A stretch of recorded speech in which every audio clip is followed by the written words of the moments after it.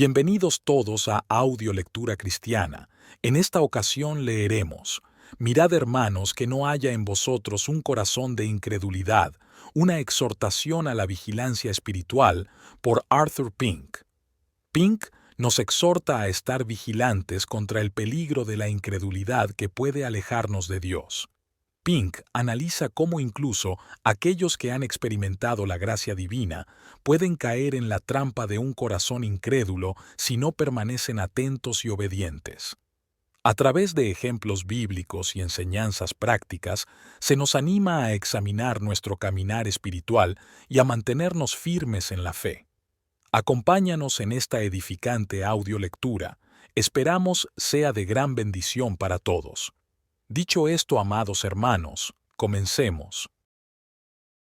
Mirad, hermanos, que no haya en ninguno de vosotros un corazón malo de incredulidad para apartarse del Dios vivo. Hebreos 3:12. En este contexto, el apóstol había presentado ante sus lectores el solemne caso de la más privilegiada de todas las generaciones de Israel, es decir, la que, por la poderosa mano de Jehová, había sido liberada de la cruel esclavitud de Egipto, y que, sin embargo, no logró entrar en la tierra de Canaán. Esa generación pereció en el desierto por su incredulidad. Ellos fueron los padres de aquellos a quienes él escribía, su tipo. Primera de Corintios 10:2. Y se presentan como un ejemplo de advertencia para nosotros, pues los mejores santos necesitan ser advertidos contra los peores males. Cuidado, dice el apóstol. Estén alerta. Actúen con cautela ante el peligro. Es muy necesario que los cristianos estén constantemente alerta, pues se ven amenazados por todos lados, tanto desde fuera como desde dentro. Y una profesión de fe descuidada, sin duda, acabará en el naufragio de la fe. La vida cristiana no se compara con descansar en un lecho de flores, sino con una guerra. Y si no usamos nuestra armadura y no estamos alerta para protegernos de nuestros enemigos, sin duda caeremos presa de ellos. La confianza ciega y la presunción temeraria en una profesión de fe son un principio ruinoso que inevitablemente conduce al desastre. Es con temor y temblor, Filipenses 2:12, que Dios nos invita a trabajar por nuestra propia salvación. Mientras estemos aquí abajo, estamos en el territorio del adversario, pues el mundo entero yace bajo el maligno. Primera de Juan 5:19. Además, el pecado mora en nosotros, y nuestras corrupciones siempre buscan dominarnos. Dios nos ha advertido fielmente en su palabra contra nuestros peligros, y es sabio tomar en serio esas advertencias. Solo el necio presuntuoso las ignorará, solo el necio y frívolo las objetará. Si Dios nos ha dado advertencias, es porque realmente las necesitamos. El peligro particular contra el que advierte nuestro texto es que no haya en ninguno de vosotros un corazón malo de incredulidad, alejándose del Dios vivo. Hebreos 3:12. Damos por sentado que todos nuestros lectores admitirán que la incredulidad aún persiste en el cristiano, pero es probable que algunos estén dispuestos a exclamar: seguramente no es posible que un verdadero cristiano ceda tanto a ella que pueda ser descrito con justicia como alguien con un corazón malo de incredulidad. Otros probablemente, al menos, se preguntarán: ¿es posible que alguien verdaderamente nacido de nuevo ceda tanto a su incredulidad innata, alejándose del Dios vivo, que solo pueda ser caracterizado como una persona con un corazón malo de incredulidad? En realidad, nos parece casi como preguntar: ¿es posible? O, yendo más lejos, ¿es probable que una persona racional y equilibrada se suicide? Deliberadamente y por premeditación, no, pero por descuido e imprudencia, sí. Muchas personas consideradas cuerdas y sensatas han descuidado un fuerte resfriado y han muerto de neumonía. No es necesario abandonar totalmente la profesión para naufragar en la fe. Lo hará con la misma seguridad si ignora descuidadamente las advertencias de Dios y sigue una actitud de ciega indiferencia ante las consecuencias. Quizás el lector responda: pero quien actuara así dejaría claro que solo era un profesante muerto. A lo que respondemos: hay grados de descuido e imprudencia, ¿Y quién es competente para establecer el límite y decir cuándo se ha llegado a una presunción fatal? Podría decirse, no estamos obligados a establecer ese límite, ni a definir qué grado de imprudencia resultaría fatal. Nos basta con saber que Dios preservará a su pueblo de llegar a esa etapa. Si bien es cierto que Dios preserva a su pueblo, no de manera mecánica, sino moral, al imponerles su responsabilidad, al darles el espíritu de dominio propio, segunda de Timoteo 1:7, y al instarlos a usarlo. El hecho es que la seguridad eterna del santo se ha presentado con tanta frecuencia de forma tan sesgada que la responsabilidad del cristiano ha sido repudiada implícitamente, si no explícitamente. Es cierto, benditamente cierto, que Dios guardará los pies de sus santos. 1 Samuel 2:9. Pero ¿cómo? No preservándolos en territorio prohibido, sino manteniéndolos en los caminos de la justicia, y cuando se desvían de ellos, restaurándolos a ellos. Es cierto, benditamente cierto, que Dios libra a su pueblo de seguir un camino de imprudencia. Pero ¿cómo? No asegurándoles que todo saldrá bien al final, sin importar cuán negligentes sean, sino animándolos a prestar atención a las advertencias que Él les ha dado, impulsándolos a evitar los peligros que los amenazan. Una pequeña vía de agua no hundirá un barco de inmediato, pero sí lo hará con el tiempo, si no se detiene. La incredulidad en el cristiano no lo destruirá de inmediato, pero sí lo hará si no le ofrece resistencia y cede continuamente a sus inclinaciones. Un corazón malo de incredulidad, Hebreos 3:12, es un corazón en el que predomina por completo la incredulidad, un corazón que no solo está bajo el poder prevaleciente de la incredulidad, sino contra el cual ningún principio contrario se opone. Así es el corazón de toda persona no regenerada. Así era el corazón del cristiano antes de nacer de nuevo. Y es contra tal deterioro de su corazón que se le advierte aquí. Es este corazón malo de incredulidad lo que hace que los no regenerados cierren los ojos y los oídos a la verdad. Y esta es la condenación, que la luz vino al mundo, y los hombres amaron más las tinieblas que la luz, porque sus obras eran malas. Juan 3:19. El amor al pecado es la causa inmediata de su incredulidad. Cuando descubren que el propósito del Evangelio es apartarlos de sus pecados, ya no tendrán nada que ver con él. Pero también existe un rechazo a la verdad del Evangelio, después de haberla recibido y profesado. En muchos casos, los que quedan bajo las operaciones generales del Espíritu quedan temporalmente impresionados, y en algunos casos, profundamente, por la verdad del Evangelio, son convencidos y llevados a reconocerlo. Sin embargo, como no se les comunicó ningún principio sobrenatural ni nueva naturaleza, no hay fruto duradero, como las prometedoras flores y brotes de los árboles en primavera, que son arrancados por vientos hostiles o mordisqueados por la escarcha. Los efectos benéficos de un entendimiento iluminado y una conciencia despierta, tarde o temprano, se desvanecen. Las tentaciones del mundo y la corrupción de sus corazones sofocan sus convicciones o los llevan a rechazarlas deliberadamente. Y la consecuencia es que, ya sea declarada o prácticamente, repudian la fe que han profesado. Puede que no lleguen al extremo de negar abiertamente el cristianismo, pero dejan de mantener una piedad práctica. Tales son los descritos en Tito 1:16. Profesan conocer a Dios, pero con los hechos lo niegan, siendo abominables y desobedientes, reprobados en cuanto a toda buena obra. El poder del pecado en sus afectos y sobre su voluntad es más influyente que la luz de su entendimiento. No se rigen por las recompensas prometidas en el Evangelio a la obediencia, ni por los males que éste amenaza a la desobediencia, sino que son arrastrados por sus propias concupiscencias. Y esa es la condición de grandes multitudes en la cristiandad actual. Están dominados por un corazón malo de incredulidad. Hebreos 3:12. No solo existe el principio de la incredulidad en el santo, sino que también está en contacto más o menos estrecho con hombres y mujeres que, aunque se llaman cristianos, están completamente dominados por este principio maligno, pues nunca se les ha comunicado el don divino de la fe. Son estos dos hechos solemnes los que hacen tan pertinente la exhortación de nuestro texto. A menos que el cristiano busque con fervor la gracia para resistir con firmeza las obras de la incredulidad en su interior y mortificar la raíz de la que proceden, ese elemento antagónico se impondrá y lo dominará por completo. Y a menos que se mantenga en guardia contra la influencia perniciosa que los miembros no regenerados de la Iglesia tendrán en su vida espiritual, y se relacione lo menos posible con ellos, pronto se dejará corromper por ellos y se conformará a sus caminos.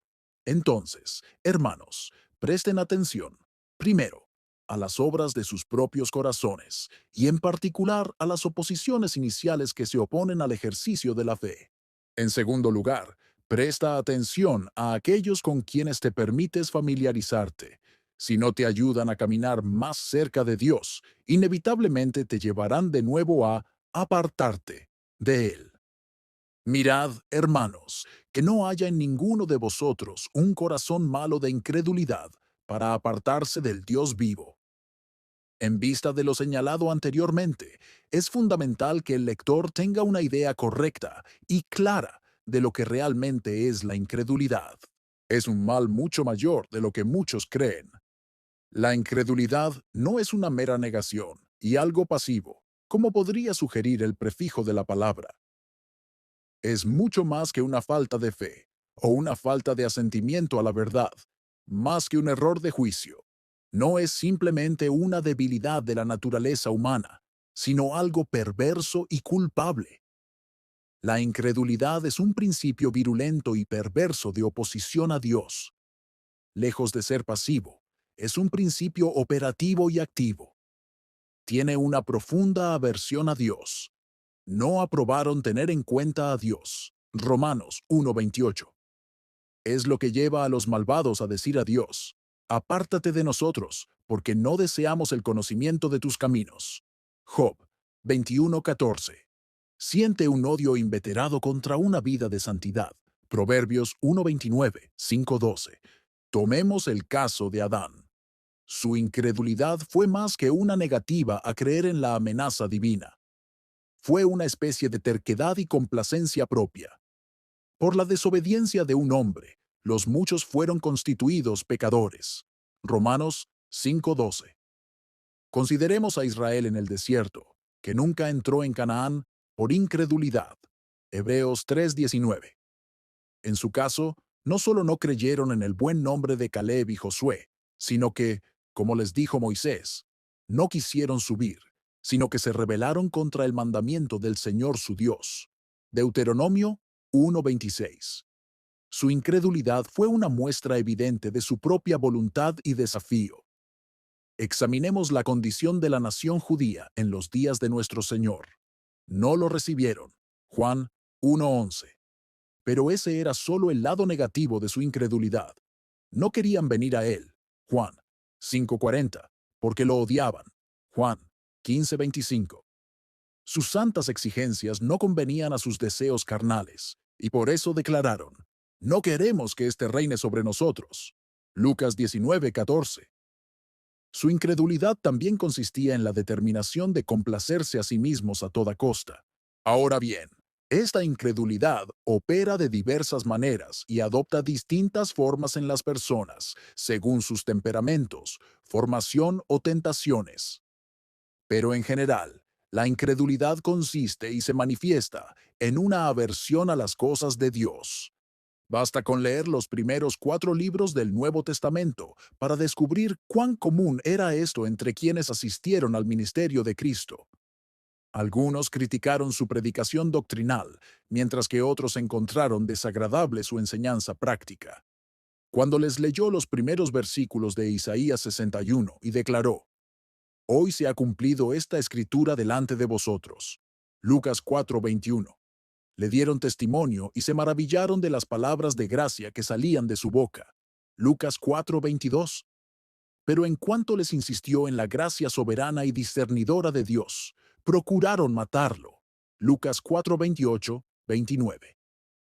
El joven gobernante tenía tanto respeto por Cristo que vino a recibir sus instrucciones, pero cuando se enfrentó a sus exigencias de escudriñamiento, se fue triste. Mateo 19:22. Esta incredulidad se expresa en una aversión hacia la pureza y la simplicidad del culto evangélico. Esto fue notablemente evidenciado por los judíos de la época de los apóstoles. Admiraban profundamente el culto pomposo del templo y no se dejaban apartar de él hacia la sencillez de las instituciones evangélicas. La principal objeción de los paganos era que los primeros cristianos adoraban a Dios sin templos ni altares, un sacerdocio ritualista, ni ceremonias elaboradas, y por lo tanto los consideraban ateos. Fue esta aversión a la pureza y la simplicidad del culto evangélico lo que dio origen y fomentó el progreso de la apostasía papista, pues la naturaleza humana caída prefería el brillo y el oropel de lo que atrae a sus sentidos. Mirad, hermanos, que no haya en ninguno de vosotros corazón malo de incredulidad para apartarse del Dios vivo. Hebreos 3:12. Por aversión a la adoración que debe ser en espíritu y en verdad. Juan 4:23, 24. Más bien que en formas externas y exhibiciones carnales. Esta incredulidad se expresa en la aversión hacia las doctrinas y los misterios del Evangelio. Cuando Pablo predicó a Cristo crucificado, fue para los judíos piedra de tropiezo y para los gentiles locura. Primera de Corintios 1:23. Algunos ridiculizan la justicia imputada de Cristo y otros se burlan de la imperiosa necesidad de seguir el ejemplo que nos dejó. Otros despotrican contra la doctrina de la soberanía absoluta de Dios y su gracia predestinadora, mediante la cual eligió a algunos en Cristo para la salvación y pasó por alto a todos los demás. Otros rechazan someterse a la ley moral de Dios como regla de vida del creyente, y con ello manifiestan su enemistad contra él. Romanos 8:7. Algunos se burlan de la existencia de tres personas distintas en la unidad de la deidad, mientras que otros rechazan la verdad del castigo eterno porque no concuerda con su idea del carácter divino. Sabemos de una denominación que durante mucho tiempo se jactó de ser más sólida que cualquier otra, ahora dividida por algunos de sus predicadores que rechazan la futura resurrección de nuestros cuerpos. Hermanos, tengan cuidado de rechazar cualquier cosa en las Escrituras, porque la consideren contraria a su razón o humillante para su orgullo. Esta incredulidad se expresa en una aversión a los preceptos del Evangelio. La carne no tolera ser restringida y se rebela contra la severidad de las exigencias de Cristo. La gran obra y deber de la fe es influir en el alma para que obedezca universalmente y se abstenga de todo pecado, por respeto a los preceptos, promesas y amenazas del Evangelio. Pero cuando la fe languidece y su eficacia comienza a decaer, el poder de la incredulidad impulsa al alma a complacerse a sí misma. El Evangelio nos exige mortificar nuestras corrupciones y lujurias, y mientras el alma está en comunión con Dios, desea y se propone hacerlo. Pero cuando se corta la comunión, el pecado que mora en ella intenta arrastrarla de nuevo al fango. Tengan cuidado, hermanos, de que no haya en ninguno de ustedes un corazón malo de incredulidad para apartarse del Dios vivo. Hebreos 3:12. Al no negarse a sí mismos, tomar su cruz cada día y seguir a Cristo. Niéguense a satisfacer sus pasiones, oponiéndose a sus primeros impulsos. El principio de la incredulidad no solo persiste en el cristiano, sino que está vigente y siempre busca someterlo a su completo dominio. Todos los hijos de Dios están en cierta medida influenciados por la incredulidad y corren el peligro de ceder cada vez más a su poder. Por eso, Dios los llama aquí a estar atentos a esta amenaza. Estar prevenidos es estar preparados si prestamos debida atención a la advertencia. La advertencia, como hemos dicho, se refleja en el solemne ejemplo de aquella generación de Israel que fue liberada de Egipto y, sin embargo, nunca entró en Canaán. nosotros también seguimos en el desierto, y el desierto es lugar de tentación, de prueba y de peligro. Esta advertencia también se refleja en el caso de aquellos descritos en 2 de Pedro 2, 20, 22, quienes escaparon de las contaminaciones del mundo mediante el conocimiento del Señor y Salvador Jesucristo, pero que después se apartaron del santo mandamiento que les fue dado, y como el perro, volvieron a su propio vómito. Hermanos, cuidado, cuídense. Sobre toda cosa guardada, guarda tu corazón. Proverbios 4:23. Clamen con fuerza al Señor. Creo, ayuda a mi incredulidad. Marcos 9:24. Una última palabra sobre el cumplimiento de este deber.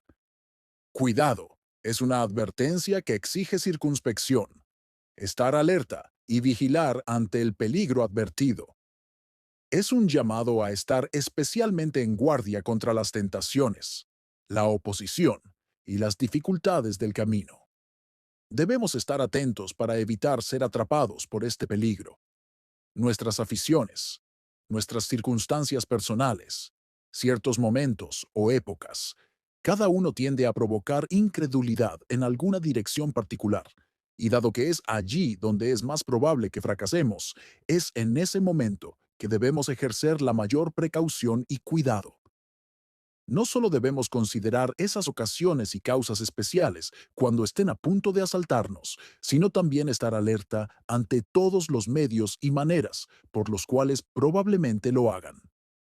Y debemos considerar estos peligros para oponernos definitivamente a ellos, estando bien despiertos, buscando la gracia liberadora, ejerciendo nuestras gracias. Cuanto más fe se ejerza, menos poder tendrá la incredulidad sobre nosotros. Cuanto más nos aferramos al camino de la obediencia, más alejados estamos de los cebos y trampas del destructor. Amén. Muchas gracias por escuchar Audio Lectura Cristiana. Que el Señor les bendiga, amados hermanos. Hasta la próxima.